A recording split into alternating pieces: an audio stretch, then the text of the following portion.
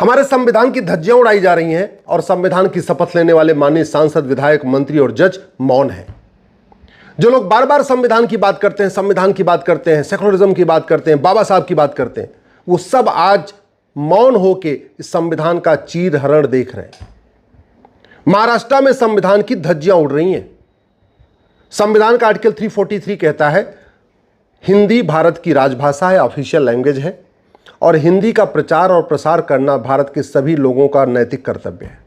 Article 344 कहता है एक भारतीय भाषा आयोग बनेगा और भारतीय भाषा आयोग अपने सुझाव देगा कि हिंदी का प्रचार प्रसार कैसे किया जाए, हिंदी को कनेक्टिंग लैंग्वेज कैसे बनाई जाए।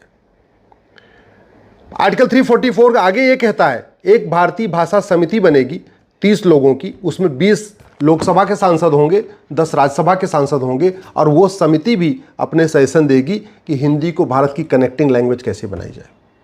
आर्टिकल 348 कहता है कि जब तक कानून नहीं बन जाता तब तक सुप्रीम कोर्ट और हाई कोर्ट में अंग्रेजी चलेगी, नहीं तो उसके बाद अंग्रेजी बंद हो जाएगी। और सबसे इंपॉर्टेंट, एक बार आप भी गूगल करके देखिए आर्टिकल 351 क्या कहता है। आर्टिकल 351 कहता है हिंदी का प्रचार प्रसार करना ये सरकार का दायित्व है। और आप आज क्या हो रहा है, हिंदी के विरोध में लोगों को थप्पड़ मारा जा रहा है।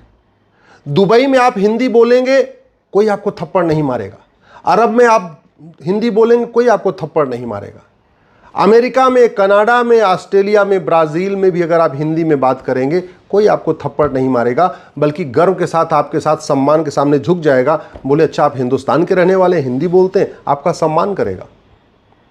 लेकिन यहाँ पे आजकल महाराष्ट्र में चंद वोटों की खातिर, सत्ता की खातिर फिर से नफरत फैलाई जा रही है भाषा की, हिंदी विरोध की।